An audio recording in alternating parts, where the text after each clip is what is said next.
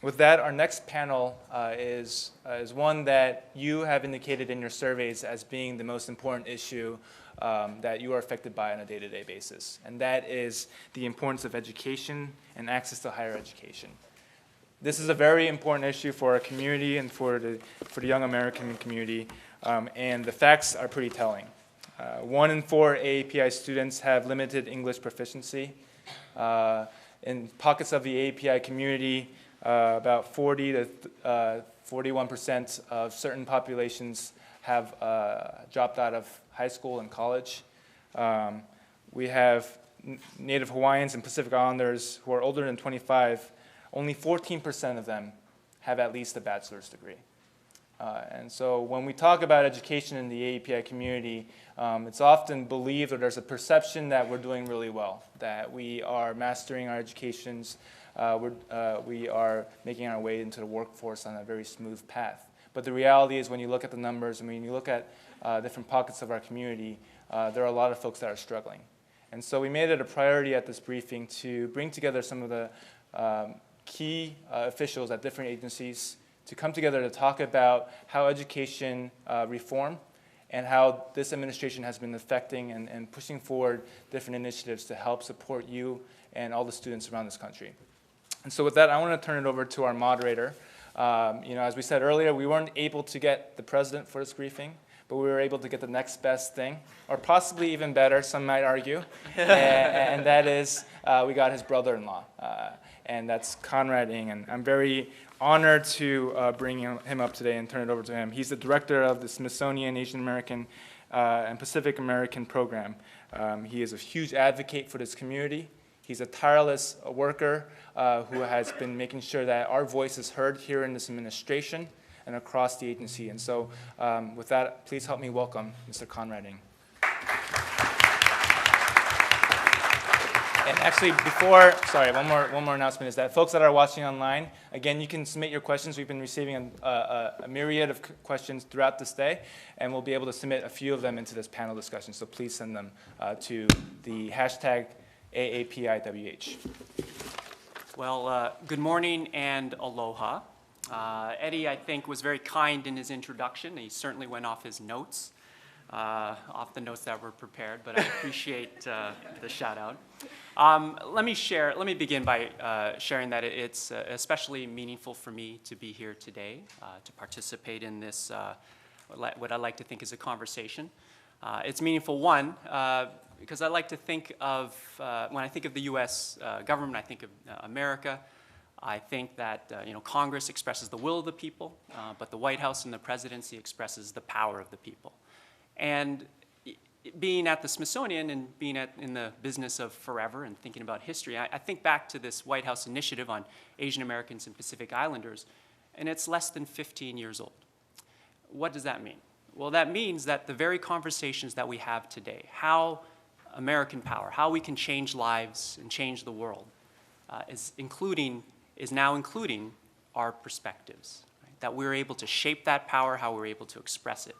So it's meaningful that I'm here today and I get to share this opportunity with you. And it's meaningful because these excellent colleagues of mine, you've heard throughout the morning some really terrific and accomplished individuals who've shared some very personal stories. And if you sort of track it, all the things that they've said, they kind of come together around a moment or a day that they had where they interacted with the White House, right? With the president or with the federal government. And here's my challenge to you. Like today, this may be your first, might be your only time, might be your second, third, fourth, or fifth time that you're interacting with the White House. Let me challenge you to let today be that day where you look back and you think, well, this is the day that changed my life. This is the day that drove me to this path. Let me challenge you to do that so that when you're sitting in my seat, you can say and issue that challenge to another generation of people. So today's topic is, as Eddie said, one of the ones that you have rated as being the most pressing. And I'm joined by, like I said, incredible colleagues who will be able to share their voice and address how some of these issues are being addressed by the administration. And again, hearing about what other things we all could do better at. So without further ado, let me ask the panelists to introduce themselves and to say a little bit more about what they do. Okay. All right, well, good morning, everyone. I think you guys remember me from a little bit earlier. My name is Ramy Ko. I am a member of the President's Advisory Commission on Asian Americans and Pacific Islanders. And we are part of, or you might say, the companion to the White House Initiative on Asian Americans and Pacific Islanders. Kieran and Tuet and Christina and Eddie and all these different folks. Oh, Eddie actually not technically anymore, but a lot of the different folks that you've met today or seen today, they're part of the staff that work here in DC that are here full time, really interfacing with the government every day on a daily basis. We are 20 different people appointed from all walks of life from around the country. I myself am currently an associate municipal judge in Austin, Texas, and an adjunct lecturer in Asian American Studies at the University of Texas at Austin. You may have heard Hines Ward's on our commission. Apollo Ono just got added to our commission. Very excited about that. We have Hector Vargas here with us today, different people. But we're the bridge, right? We're the people who are out there in the community every day, getting the information, listening to people, getting that back to the folks here in DC doing the great work, as well as providing that feedback and disseminating information. Earlier, somebody asked about how do we educate the public? Well, the commissioners in particular have the particular responsibility of being out there and being that voice to let people know about what great programs are going on, to let people know. So find me on Facebook, Ramy Ko. Find me on Twitter. I'm just Ramy Ko on Twitter. I just use my first and last name for everything. So if you just Google Ramy Ko, you'll find all the information on me, including probably my phone number and address. I'm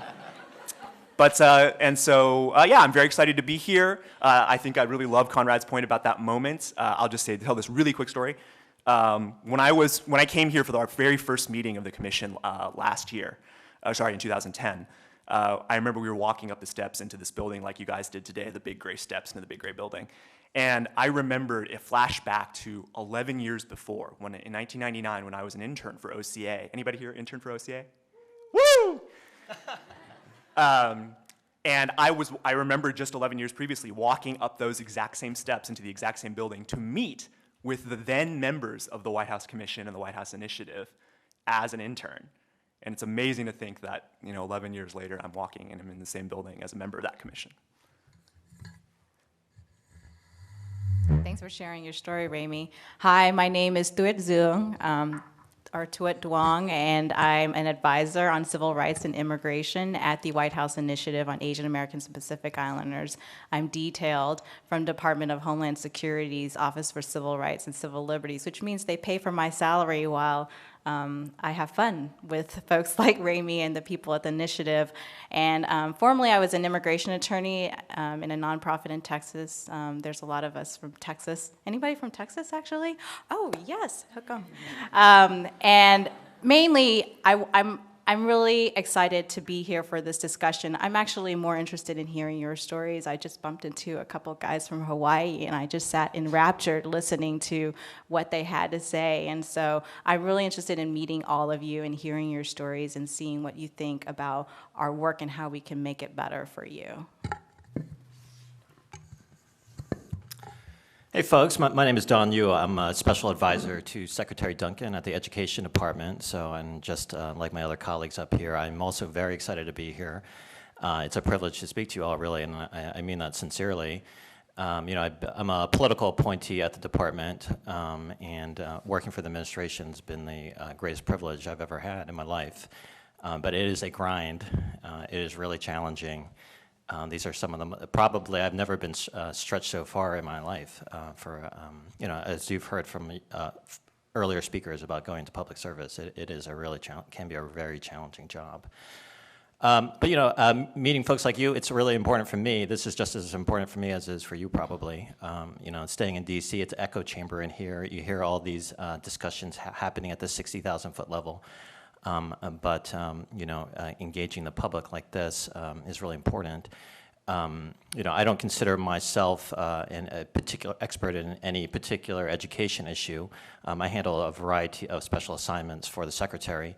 I see my job really to come to sessions like this hear your concerns. What are your issues that you're facing? And it's the job of this administration to see what we can do to address them. I see mostly my job as implementation or execution of policy ideas. But the ideas and the concerns are initially coming from you folks. Navigating the federal bureaucracy and getting a policy executed is, extremely challenging in itself. But again, happy to hear. I want to hear what you folks have to say mostly, and again, happy to be here. Thanks. Well, as we know, school these days is a lot harder than it was, and for most of us, or for some of us, we need to pay for our own school. We have to juggle jobs and family commitments. Perhaps that means staying in school longer. Perhaps it means changing our expectations in terms of where we can go and when we can go. And so that's kind of the topic of today's panel. And I have a few, like the other panel before us, I have a few starter questions, but then we'll open it up into a Q&A. I have my list, but they're addressed to specific people, but I might just let it go. We'll start with Don here. So what is the administration doing to ensure educational opportunities for Asian Americans and Pacific Islanders? Thanks, Conrad. Let me see here. So, to echo something that Chris had said earlier, education isn't this president anyway doesn't see education as a AAPI issue or an African American issue, or it's an American issue. He's definitely interested in, and the secretary, raising all boats. The president has set an ambitious goal. He's said it several times. His number one goal for education is that by year 2020, this country once again lead the world in college completion rates. Not too long ago, the United States led the world in college completion, but recently we have fallen way behind, folks. We are now number 6. We are 16th in the world in terms of college completion. We have fallen very, very far behind. And again, the goal is to get folks. I think in order to meet the president's 2020 goal, I think the estimate is we need to get another additional 8 million folks to obtain a college degree by 2020. So that is a huge lift for us. Secretary, that's not just a higher education issue. To get people to graduate from college, you have to start thinking about education as soon as they're born.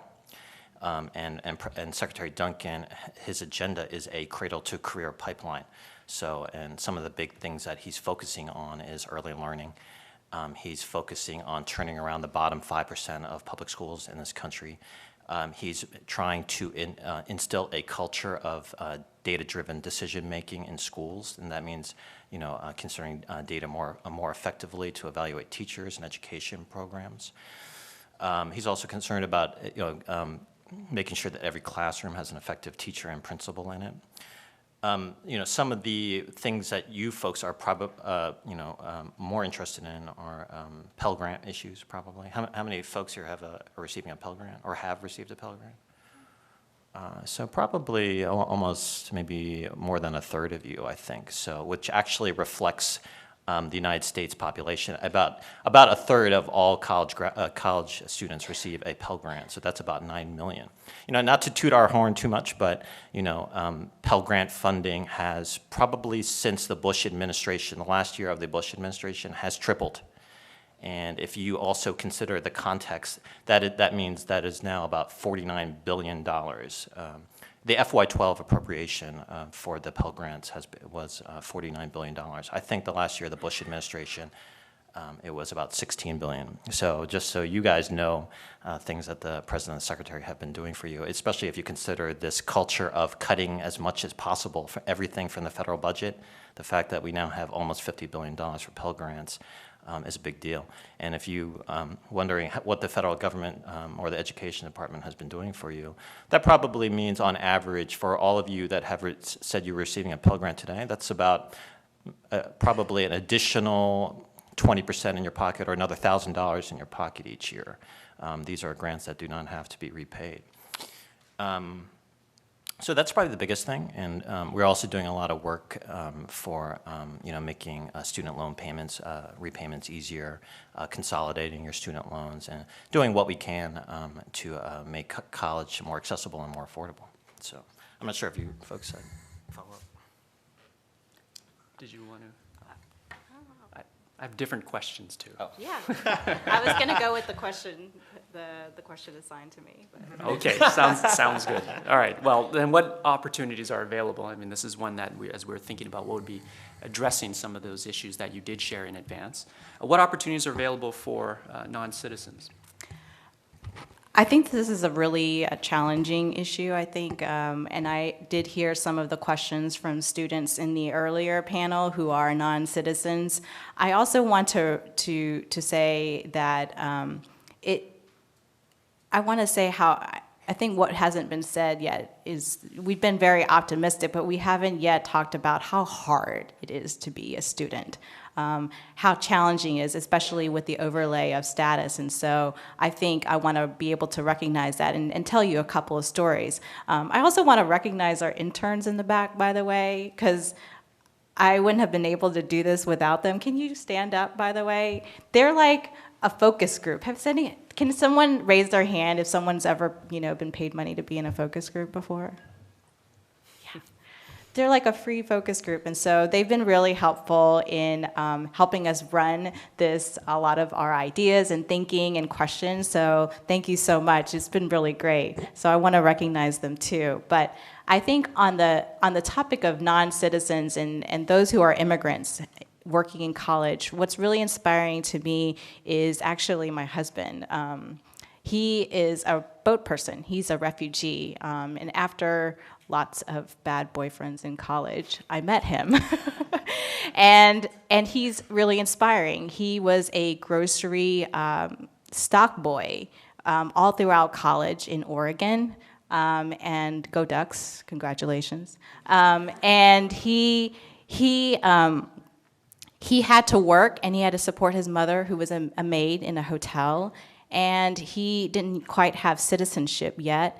And so there were so many challenges that he encountered that I realized how privileged my life was. And so I think for a non-citizen, it's definitely harder. As an immigration attorney, my first client was a woman who came out of an abusive relationship, who was younger than me, whose daughter had been kidnapped by her husband, and who was trying to get a GED.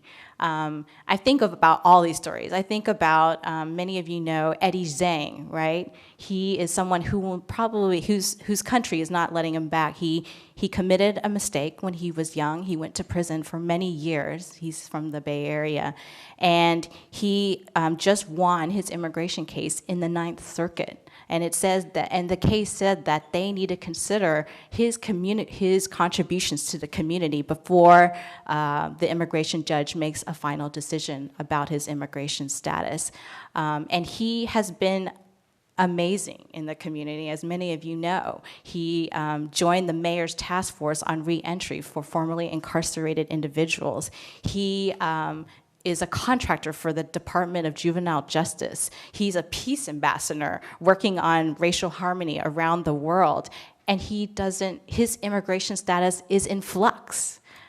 He's doing so much more, actually, that I can't even remember because it's so many inspiring things. So I think the main message I have for those of you who feel like because of your immigration status that it can hold you back, it doesn't, not in this country. It can't. I think it's mainly the messages that the media send and the rhetoric that you hear that may instill some of those psychological barriers. But really, if you have a work permit, you have a green card, and you don't have citizenship, there are many opportunities to work in a nonprofit. I've worked in a nonprofit, and I've worked in two for 5 years of my career as an immigration attorney. It's been amazing.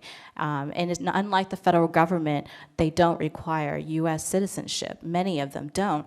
Working abroad, you don't have to have citizenship, especially for a lot of the international organizations. And you can come back and lend that global lens to whatever you want to do.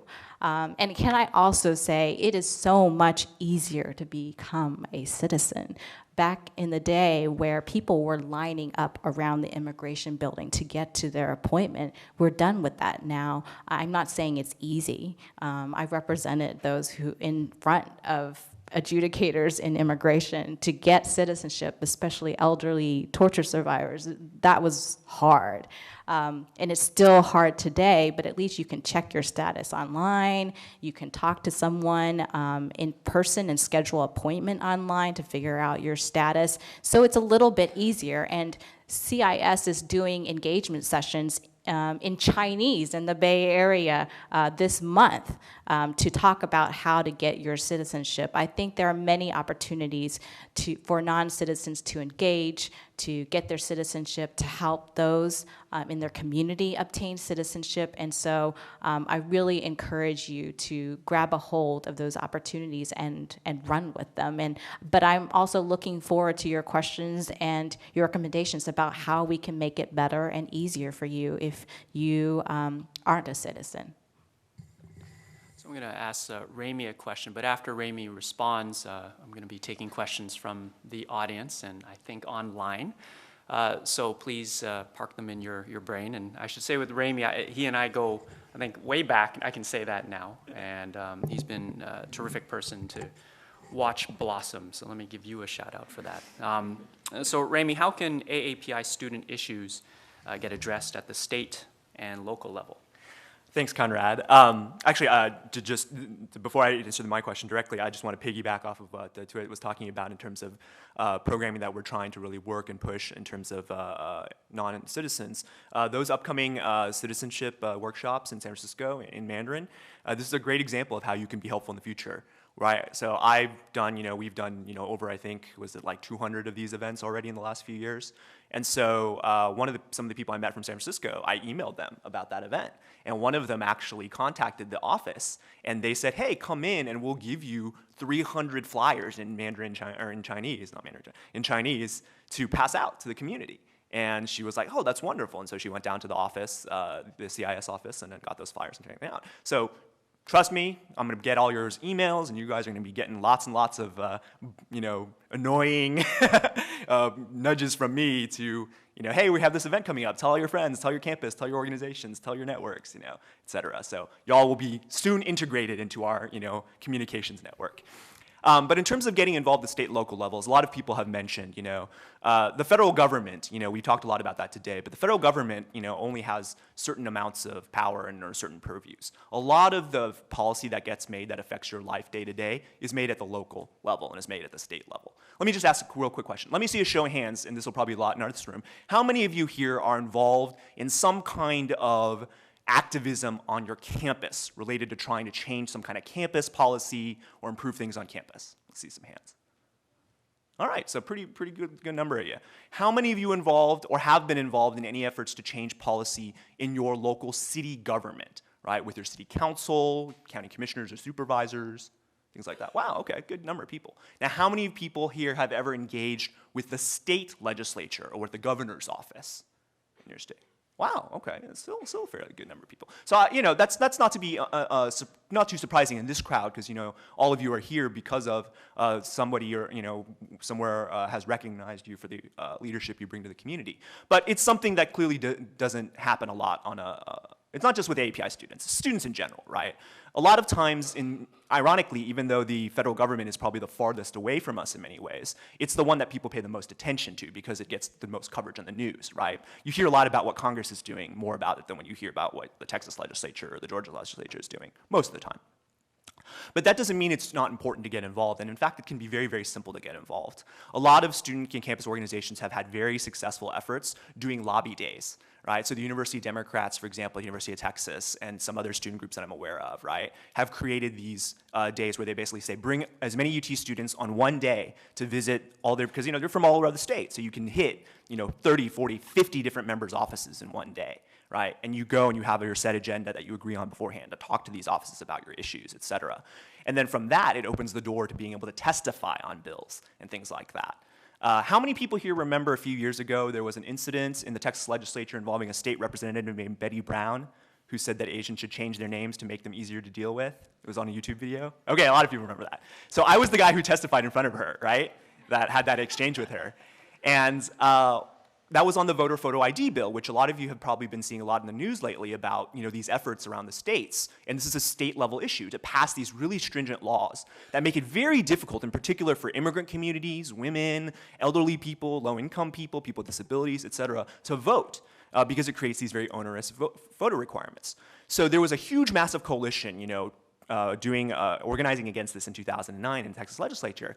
And I, contacted, I knew a lot of the people involved, and I said, hey, do you have Asian Americans who are going to testify about how this bill will specifically impact Asian Americans?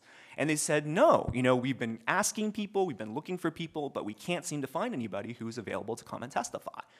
And I realized that if nobody went and testified, that we would be losing a fantastically important part of this equation, a hugely important voice, right? Same thing in the immigration debate. How many times at these, when Arizona passed these bills, when Alabama, Georgia, you hear a lot and you see all about Latinos maybe on TV, but you didn't really see Asian American Pacific Islanders on TV talking about this issue, right? And students can be just as powerful in making these issues voiced and heard, right? Look at the DREAM Act. Look how successful, many of you probably know people who have been involved in DREAM Act organizing on campuses, right? This was a very inspiring kind of issue.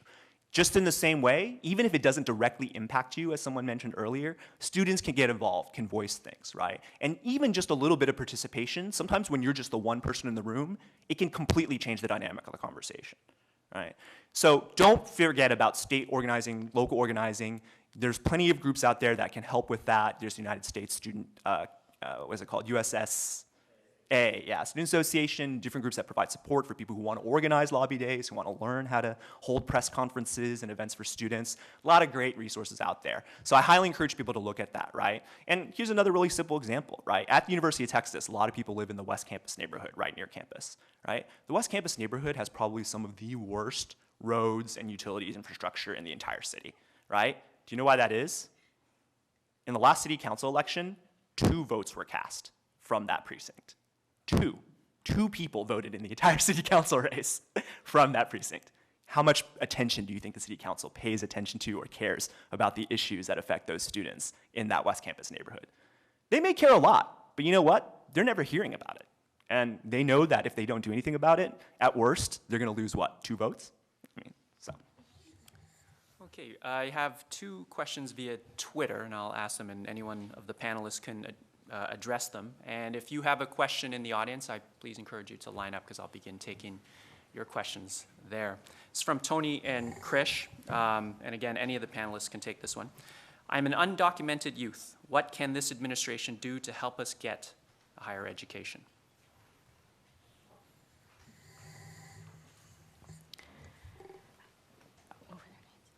Tony and Krish. Hi, Tony and Krish. Thank you for your question. I really appreciate the position that you are in. I definitely commend you for asking these questions and bringing this up as well, because it's a really challenging time to be someone without immigration status. The administration has done a tremendous amount through its We Can't Wait administrative actions because the administration decided that because Congress couldn't pass immigration reform or the DREAM Act, that it was going to have to do some things in order to alleviate the situation on the ground. One is the prosecutorial discretion, case-by-case review. Well, they'll be looking at every single immigration file in the country and evaluating each case based on its own merits, based on priorities. Those who have lived here for a long time, who came here as a child or who have had a green card for a long time, those who have studied and worked here are going to receive care and consideration. Those are the exact words in the memo, and we do care, and we are considering it very, very seriously. I can't emphasize that enough. Some of the people in DHS have personally gone to the ground to oversee some of the pilot programs to make sure that each case is receiving care and consideration. Another couple of administrative remedies that the administration has tried to do is improve country processing of waivers for those of you who might have immigrator status problems, and usually you have to leave the country and file a waiver and wait abroad while it's adjudicated, and then you have to come back. And so now you can file it, get a conditional status while you wait for DHS to make a decision. There's a lot of different things. We're reforming the immigration detention system. We are not detaining as many people. And those are mainly the immigration things that I think will help individuals who are currently in limbo be able to possibly get a work permit or regularize or get status so that they can get financial aid, so that they can possibly be admitted into a college or university so that they can get a college degree and obtain their dreams. So we are doing everything we can. We're putting boots on the ground to hear the community, the Hispanic initiative and our initiative. We're doing as much as we can to reach out and get the information about these announcements to you. And we're also trying to get your feedback on how these initiatives are impacting community. Are they impacting you? What can we do better? So I hope that answers your question, and we really are doing so much on this issue, and we welcome further dialogue with all of you on this. There's a number of people lining up, so there are a number of people lining up, so let me get to the second question if the other panelists don't mind and someone can answer it, and then we'll go. This is from Juliet. What can the White House do for Asian Pacific American students at public institutions who are getting locked out by tuition hikes? And I should express a point of personal privilege and say I'm a proud alumni of the University of Hawaii at Manoa, a public institution. But here's the question. What can we do?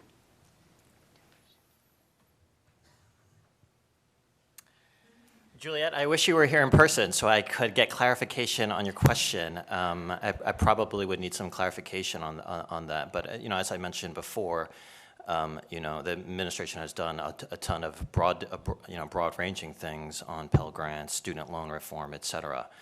Maybe if you want to tweet in your question to Eddie, and if you give me a little bit more clarification, I can either certainly follow up with you. Maybe just very quickly, I think, if the question is about, the pressures at a lot of state institutions in particular because of budget cuts, I think this is a perfect illustration of where sometimes you have to go beyond the federal government and you really have to look to organizing on a state and local level. Most of the funding for public universities comes from the states, right? I mean, the federal government provides some assistance, but, the state is really where a lot of these major decisions get made. So if tuition is a big concern for people, this is exactly the kind of thing that AAPI students should be looking at, trying to organize and getting engaged at the state level. There are state-level DREAM Acts, even if the National DREAM Act is stalled. California passed one. Even Texas has one on the books, right? You can get in-state tuition as an undocumented student in Texas if you're a resident. So these are things that people can work on a state level. And just to follow up on what Ramy said, although the administration I think, has taken great strides in increasing affordability and access to college education, I do want to echo what he said about there's just so much the federal government can do. In fact, I would say probably the Department of Education's K-12 budget, this is not including all of our money for higher education work, is about $60 billion. That sounds like a lot, but actually in terms of overall K-12 spending across the country for public school education, that is only about 8 or 9%. So you can see what Ramy is saying, all the money is coming from state and local governments. We are here to use our 10% of the funding to drive change and show leadership across the country, though. I'm going to start taking 2 questions at a time from our people in the audience, and if you could please say your name, perhaps where you're from, that would be great before you ask your question. Okay. Hi, my name is Karine Schmidt. I'm a student at Georgetown University, and first of all, I'd like to take a moment to thank you all for being here to speak to us today. It means a lot to all of us. So about a year ago, I heard a piece on NPR, and the speaker was talking about what she termed the bamboo ceiling. And basically, she was talking about a phenomenon where we see a lot of Asian American Pacific Islander students doing really well in high school. They might even be your class valedictorian, and they could even go on to great colleges and get great grades there. But what she was talking about is this phenomenon where you see a lot of a decrease in Asian Americans and Pacific Islanders as you go up in the corporate level and as you go up in the levels in government. And so my question to you is, what would you say to an Asian Pacific Islander youth who may be uncomfortable being confident in themselves or bragging about their achievements? And in other words, how can we encourage Asian American Pacific Islander youth to help break that bamboo ceiling? Okay, there's one. We'll go to the left. Thank you for your question. Actually, I have a same or similar questions that Tony and Keish Kim mentioned about immigration situation. And actually, they're my friends too. So I just want to say hello, Keish, Tony. My name is Ju, and I'm also an undocumented student at UC Berkeley. And my question is to you all is that there's a very lack of resources and support system for API undocumented youth to pursue higher education and move on to college. And for example, undocumented students are unable to get a job, apply for scholarships, apply for internships, or even get a governmental financial aid. And in fact, some states like Georgia or Alabama don't allow undocumented students to attend college. And so most often these, because of these limitations, many undocumented students are discouraged to go to college or drop out of college. And in addition to that, there's a lot of social discrimination and cultural stigma within our own community to even come out of the shadow and talk about immigration issue. So I guess my question to you all is that what Obama administration are doing to reach out to API undocumented students to encourage them to provide resources and attend higher education. And I guess segue to deportation. As far as I understand, there are about 1,000 undocumented immigrants get deported every day. And obviously some of the undocumented students are caught up with this broken immigration system. And I wonder what kind of remedy or some sort of initiative Obama administration are doing to stop all dreamers to halt deportation cases while we continue to fight for the DREAM Act or some sort of policy that we could stay in this country and pursue our education. Before we answer, I want to say there are a lot of questions in the queue, as we can see here at the front. Panelists, if you can keep your answers short, we'll try to go through as many as we can.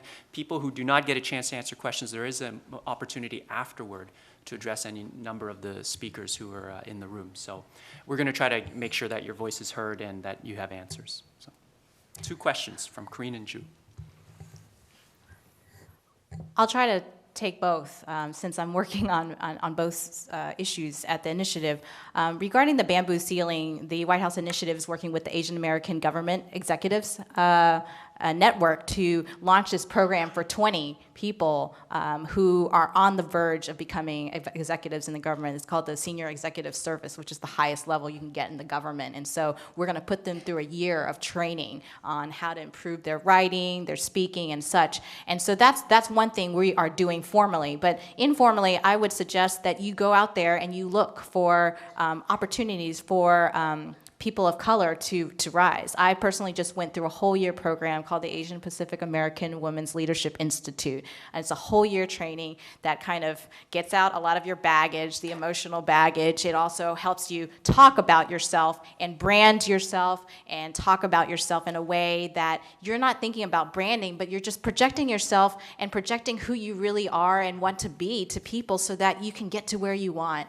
And I think we just need to get people the word about these programs, and we people like me just need to talk more to you and try to tell you more about our experiences and connect more with, and that means you need to connect more with mentors, people who can really guide you, and so and help you get out of your shells so that you feel comfortable in coming out there. So that's my answer, and I'd love to talk to you afterwards. On the undocumented issue, I think that there's a lot of, first of all, in terms of undocumented, I want to remind people that even if your immigration status is in flux, there's ways to get financial aid right now and scholarships in certain states that have passed kind of bills that allow people, no matter what their status. I think California, Illinois, Connecticut are some of those more progressive states. And so you might want to look at those bills in terms of the state activism that Ramey's talking about and get together with some of your colleagues and attend a state legislature session or meet with with a state legislator to talk about these bills and educate them about the different solutions that can help students in your state who don't have immigration status. In terms of, I think you said halting deportations, actually the case-by-case review will result in literally, let's say someone has your immigration case in hand and you meet all of the different factors and you are considered a low priority, they may actually close your case, dismiss the case, defer it, maybe put it in a different state of action. And so some people actually might have their cases closed. Right now we're going through the pilot program, so it hasn't actually hit the ground nationally, but we are hoping that once the pilot program is done, we've looked at lessons learned, and that it hits the ground nationally, that people will begin to see results. They might actually see their cases closed, and they might actually get a work permit issued. And so we're looking forward to that, and I look forward to talking to you about that. Do you guys want to say something, or shall we move? Let me just add really quickly, the mentor issue is hugely important. Studies on women and minorities in private and public sector have shown that having a mentor or finding a mentor who can help you navigate is one of the biggest factors for success. Second thing is, I know there are a lot of people out there who do teach courses or provide information. Like if you go to student conferences like ICASU or MASU, there are often sessions on networking and presenting yourself, self-branding, self-marketing. I've taught them myself, I think, on a number of occasions. So you might see me one day on one of those conferences. On the other issue, Ju, I think one of the other big things we can do is to just educate people on this issue and make sure that people understand that undocumented immigration is not a monolithic issue. There's not just one type of undocumented immigrant or one type of situation, and that many people may know people who are undocumented and not realize it, right, or have colleagues or classmates. And so one of the things that we try to do is make sure that folks like Ju are here, right? So I wanted to make sure, in fact, I think I'm probably not the only one who put him on the list to make sure he was invited, but we all know him from his his brave, coming out as an undocumented immigrant and his activism on the issue. So getting him here to be able to speak in this kind of forum and get that exposure, that's something that we can also do here. It's not an official policy thing, but it can still have a big impact. Okay, let's take a question from the right, and then we'll go to the left, two at a time. All right, well, What's your name? Yeah, that's the thing. I'm Juliet. That was my tweet. I didn't really think that you guys were going to make that a question, but yeah, so. We deliver. Yeah. Okay, I just have some commentary and one just basic question, since you did address a lot of my concerns. First off, Mr. Yu, with all due respect, I have a lot of concern with you saying that higher education is not just a Asian American APA issue, because making it an American issue is kind of pushing the racial factors into a corner, just kind of not addressing as fully as I would and a lot of other people would like it. I'm a community organizer in New York State for New York Students Rising and Save Our SUNY, and basically I understand that the federal government has a very limited budget in connection to public education, especially for K through 12, and I know that most of the funding comes from the state and local level. However, it would be really just encouraging for the federal government to take a stance on federal government and how the states spend the money that is supposed to go towards the schools, towards the students. The UC system and the SUNY system operate very similarly, and they both allow undocumented students and immigrants to go to school where otherwise they might not have the chance. But right now, like with the bill like NY SUNY 2020, it's raising tuition to a point where a lot of kids won't be able to go. It's locking out communities of color. For instance, and also in the UC system, like the prices are outrageous. UC Berkeley's out-of-state tuition costs more than Harvard right now. For a public education system, that's completely ridiculous. How are communities of color supposed to go to school and make something out of ourselves and break that bamboo ceiling if we can't get the resources that we need from the public education system? And do you think, this is my final question, do you think that the Obama administration will be able to take a firm stance on public education and really lobby for the students? Okay, we're going to try to add two more questions because there is a long line. Thank you, Juliet, over here. My question is, my name is Camden Lee, and I just graduated from the University of Maryland, and my question is to Mr. Yu as well. You mentioned the data-driven evaluation of schools, but currently nearly all schools are labeled failing because of the annual yearly progress requirements from the No Child Left Behind legislation. NCLB recently had its 10th anniversary, I believe, and I wanted to know what the administration is doing to provide realistic data requirements for elementary and secondary education. Okay, thank you. Camden, right? Yeah, thank you. Final question over here. Okay. My name is Vincent Fang. I'm a junior at Syracuse University. I have a friend at Syracuse and some friends from the organization that I work for, Chinatown Youth Initiatives, and they are undocumented and they're paying exorbitant amounts of money to receive an education. And their greatest fear isn't that they won't get through their education. Their greatest fear is that they won't find a job after, paying so much money for a private education. Aside from the DREAM Act, what other initiatives is the Obama administration doing to alleviate this fear that they have? Let me cut in real quick. Chinatown Youth Initiative teaches this really great course on how to lobby in your local and state government. So talk to them if you guys are interested in that. Okay, these are great questions, tough questions, and I wish I had all the answers that would satisfy you. These are just tough conversations we have to have on a lot of these issues. The first question about, the education as an American issue, I think part of this goes back to some of the themes that we've been hitting about really education historically in this country has been a state and local issue, mostly because, most policy decisions are made at through local elected school boards. That's not, and again, from the federal government's perspective, a lot of our issues are, trying to provide incentives for change at a macro level, widespread scale here. That's not to say, Juliet, that, that the administration treats all groups the same, and that's not the case at all. We're still trying to effectively raise all groups up, though. Mechanisms may be different. One thing that I didn't mention before, for example, and there are many other different programs for each of the different minority groups, but one specific program that the administration has been working a lot on is the Asian American, Native American, Pacific Islander Serving Institutions program, the ANAPISI program. That's just for AAPI youth, for institutions that serve high percentages of AAPI youth. Brand new, relatively new program. It's essentially it's an imperfect analogy, but it's similar to the function that historically black colleges serve, tribally controlled colleges serve, Hispanic serving institutions serve. It's a new, relatively new program. I think started 2008 from the reauthorization of the Higher Education Opportunity Act. This year, only $8.1 million in the budget, and that is, again, we're doing better.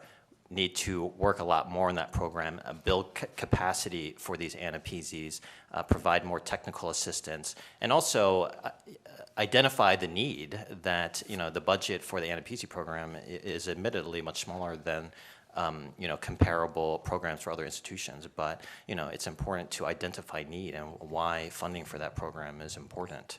So when I did say raise all boats, there are different mechanisms for addressing specific issues that are unique to each group.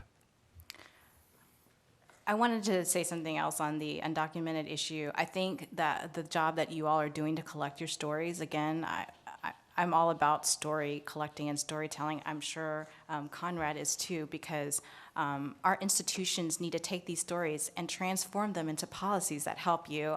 The gentleman that just spoke, he handed me, I think, and I want to recognize it, I think about 20 letters from 20 undocumented students.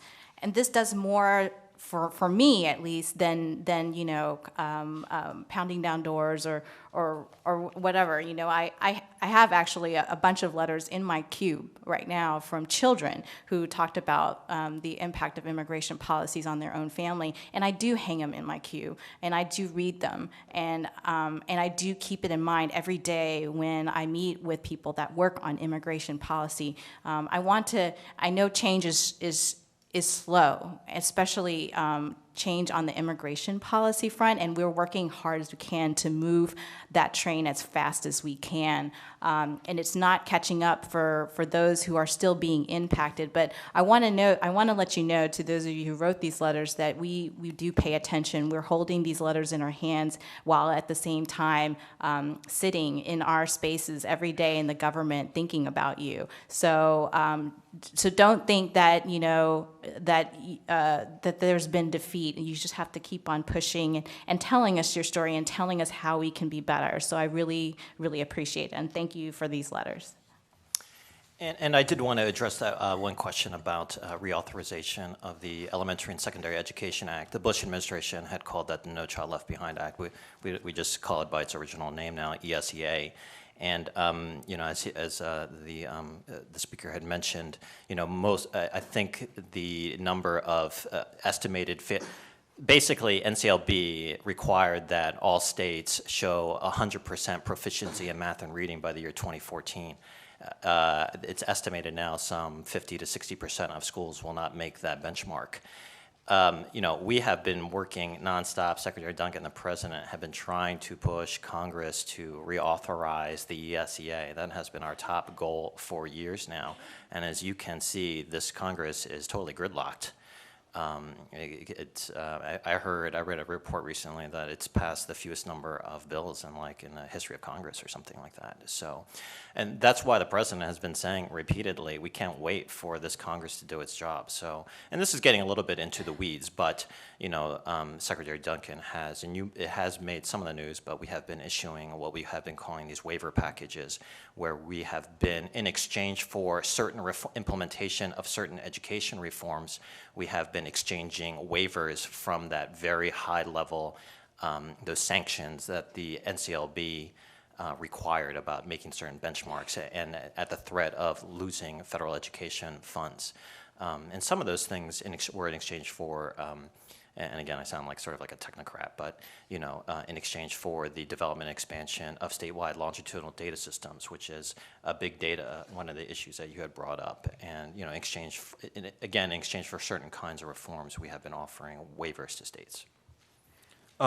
There was a jobs question as well about what to do after, you know, college and school. This worry right now that I think is on everyone's minds. The anxiety is understandable because I believe the unemployment statistics are particularly stark for young people, and they're particularly stark for Asian American Pacific Islander young people, especially in terms of the length of unemployment. In fact, many of my friends who were just maybe a year or two out of school at jobs got laid off, you know, in 08, and a lot of them are still unemployed. You know, so they're going on 3-4 years now, unemployment. Some of these people graduated from top 10 law schools and universities, you know. I mean, it's pretty tough.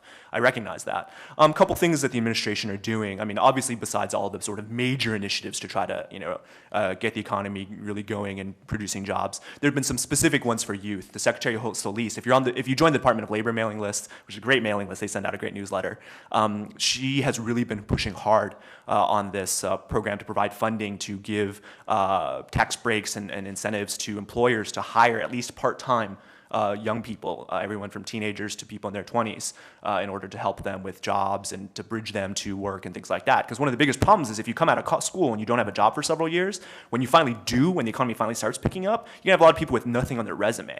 Right? And that's going to be a real challenging thing for that generation of people. So Secretary Solis has been really big on this idea of that. Make sure that every young person has the ability to have some type of experience or job, even if they can't do the ideal thing that they want to do right now, so that at least they're prepared when things can start picking up across the board. The American Jobs Act that the President has been trying to push for contains an entire component focused on youth and young people's jobs. So again, these are things the administration is trying to do. Some of it we can do through existing funding through the Department of Labor, but then there's also things that does require action from Congress. So again, you know, I think the message here is that there has to be a concerted effort on all levels, state, local, and even on the federal level, legislative as well as executive.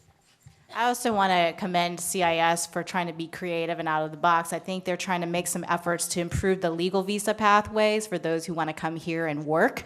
Or who want to adjust over. And so they've invited any entrepreneur or business person to apply to an in-residence, entrepreneur in residence position for 90 days. And all you have to do is have a business background and know about the barriers that that you have to applying for a visa in this country, and you can come in and basically brief CIS and spend 3 months working there and telling them how they can break down these barriers for people who are non-citizens who want to work. And so again, the government is really trying to think out of the box on different ways that it can help non-citizens, those with immigration status in flux, to be able to work and come here. And so we appreciate your ideas. Some of you may not get your questions addressed or answered fully because we're running out of time. So I'm going to take the final 3 questions, and again, there's going to be an opportunity afterward to address them.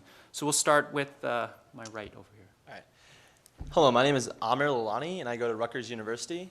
Currently at Rutgers, we're fighting for an Asian American Pacific Islander Studies program, and I want to know what this administration is doing to promote ethnic studies programs around the U.S., specifically Asian American Pacific Islander. Thank you. Hi, my name is Ben Dumond. I'm from Hawaii, and I attend New York University. I was interested in getting to know what the Obama administration is doing to bridge the gap that exists between Hawaii's educational system and mainland education.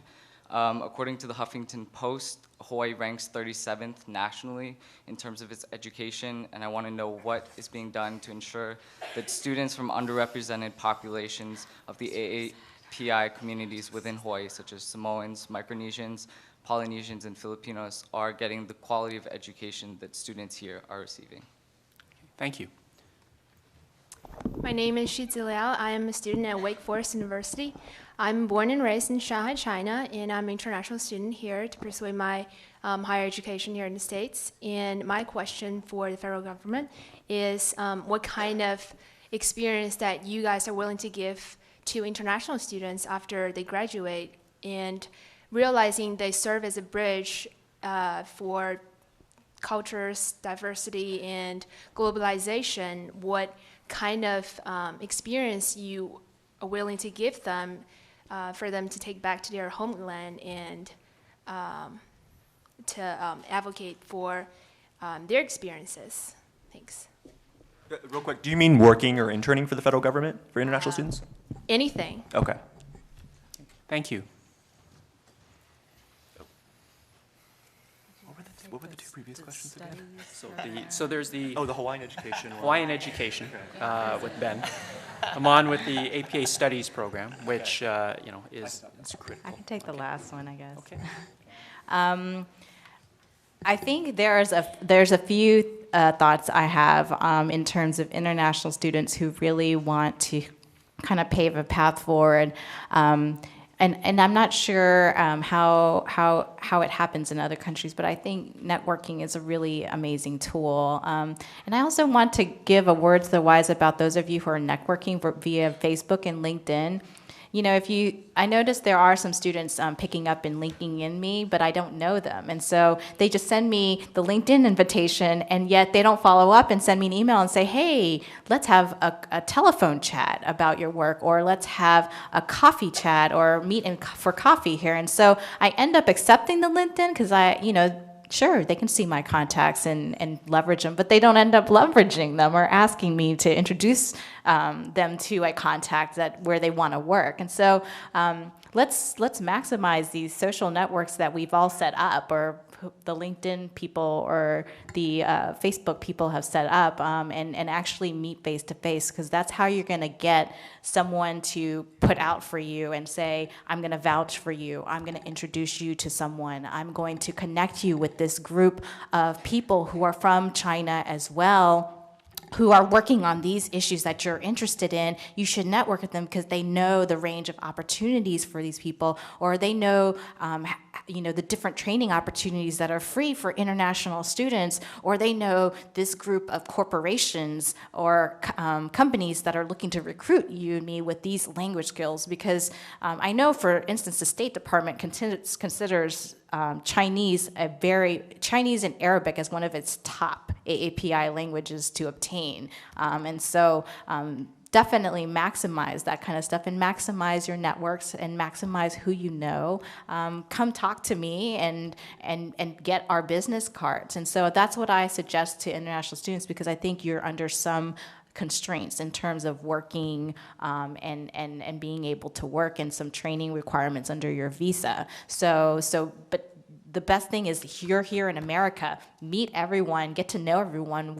That's the way our country is. You can stand and meet someone, and in 5 minutes get to know their life story and be able to talk to them and help each other for the rest of your lives. It really happens that way here in America, and it's amazing. So I'll talk a little bit about Asian American studies, but to just sort of piggyback off of what Tu had said about in terms of experiences. Again, I encourage people to think beyond the federal government when it comes to experiences, right? I understand that we're here, for the White House event, so that's where our minds are. But if you're an international student, you probably recognize a lot of like direct federal internships and employment. You have to be a U.S. citizen, or in some cases, you have to be a legal permanent resident. But remember that D.C. is built around the federal government. And that here we have all of these national NGOs, nonprofit organizations, community-based organizations that spend, 100% of their time lobbying and dealing with the federal government and meeting with Congress and, to it, et cetera. There's the National Council of Asian Pacific Americans. We probably have some folks with these organizations here, right? There's NCAPA, which is OCA, Japanese American Citizens League, Asian American Pacific Islander Health Forum, all of these groups that work on healthcare, that work on immigration, that work on legal issues, Asian American Justice Center. These are all things in DC. And so if you want to get experience related to the federal government and advocacy, I highly encourage you to pursue internships and employment with those organizations, most of which do not require that you are a United States citizen or legal permanent resident. And then there's also the opportunity to work at state and local levels. There's actually a visa. Do you know what it's the H-3B or the H? There's some visa that's available. There was a City of Austin employee who I knew who had one of these visas, but some state and local governments will hire people, give visas to international people to come and work as civil servants. And so I had a friend, Gilja Koo, who had one from Korea, and she worked in the Health and Human Services Department in the City of Austin, and it was a special visa that she had to do that specific kind of work. So look at those opportunities as well. In terms of AAPI studies programs, I know that that's something that's been big on the minds of a lot of people around campuses. Not only are there schools like Rutgers that are trying to establish such programs, but a lot of schools with existing programs have seen a lot of threats to those programs because of the recession and because of budgeting situations. I believe one of the UCs or Cal States had its program entirely eliminated. At the University of Texas, we're facing a lot of budget pressures. A lot of other places are facing a lot of pressures.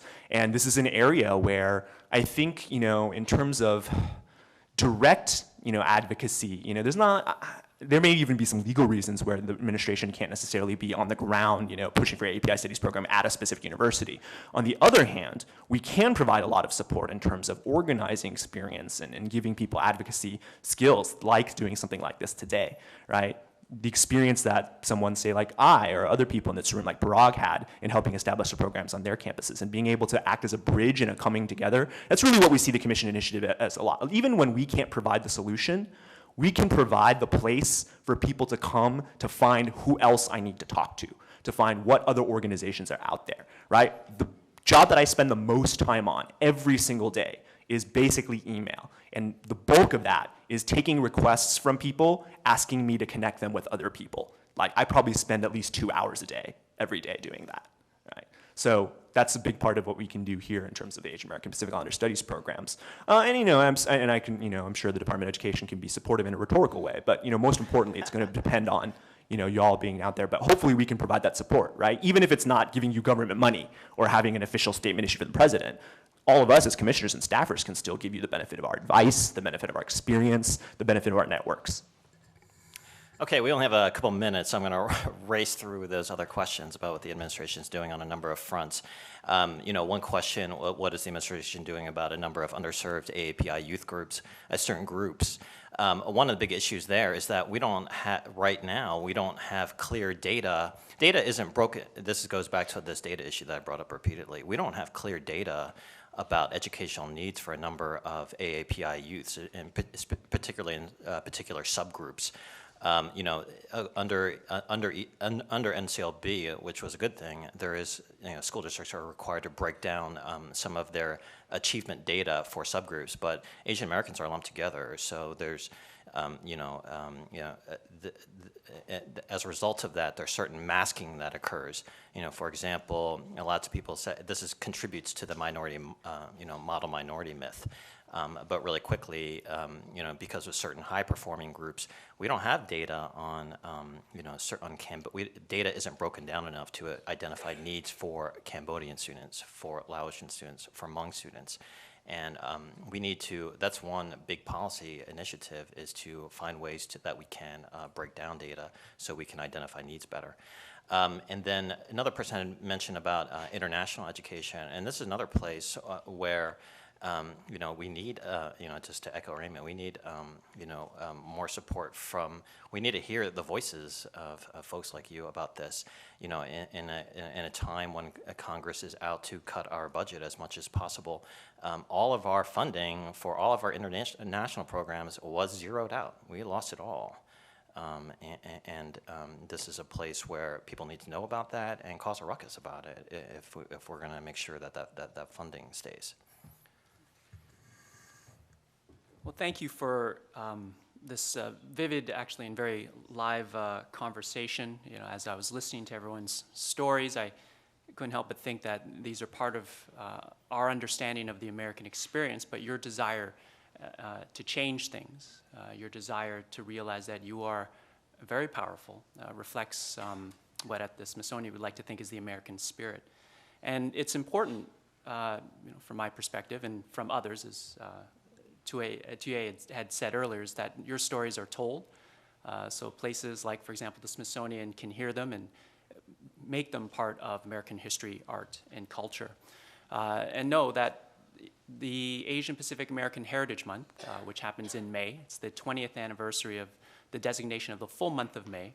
By law, the federal government and agencies have to listen and know and learn about the Asian Pacific American experience. That's by law, by that designation.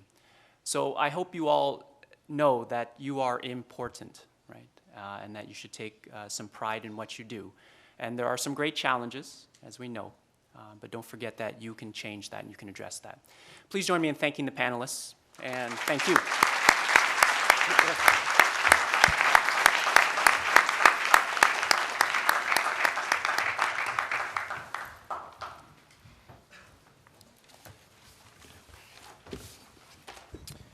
Thank you to Conrad and the panelists for their excellent panel on education and what this administration is doing to serve our community with regards to this very important issue. So we've come to the end of our morning session. You finally made it here, and I think you guys are still going strong. But we're about halfway through. We're going to hit our lunch next. And the way that I want to break it down is really quick by saying that so far we've been talking about a lot of different issues. We've heard your stories, and I think your stories are one of the most important things that you have, the most powerful tools that you have in your arsenal. And what we want to do in this next session is to hear more of your stories, to hear that passion that we've begun to see here in this session. And we want you to just allow yourself to break out of your shell, your comfort zone, whatever it might be, to talk to others, your fellow peers, as well as mentors and leaders that we've paired you up with in each of your sessions, to talk about how we as the administration can improve our service to all of you.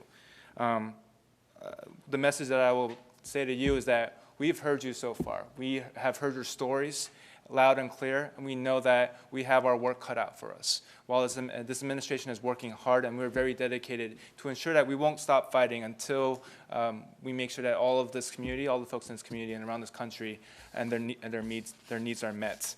And in order for us to do that, we can't do it by ourselves. We need all of you to play a part in that. Folks here in Washington, D.C., we only have a part of the solution. The real part, the rest of the solution comes from all of you. And so we have 5 breakout sessions that will start right after I dismiss all of you. I'll be dismissing you into 5 different rooms with 5 different sessions. And if you have your pen out right now, just write down which room number that you've been assigned to. Okay? Folks that have signed up for the youth entrepreneurship, navigating the challenges of today's economy, you'll be stationed in room 100, and Quinn will be directing you to that room. Folks that sign up for immigration and the API community, you'll be in room 230B. Folks that have signed up for LGBT and the AAPI Pride session will be in room 226. And I just want to mention on that note, we also have our Commissioner Hector Vargas, who will be a part of that discussion and who will be helping facilitate that conversation along with Gautam Raghavan. Folks that have signed up for Empowering API Students Through Campus Activism will be at 230A. And just another note on that is that we are completely at capacity for that one. So if you have not signed up yet, that's the only one that's off limits at this time. And finally, the last session is Maximizing Educational Opportunities, and that will be in room 401.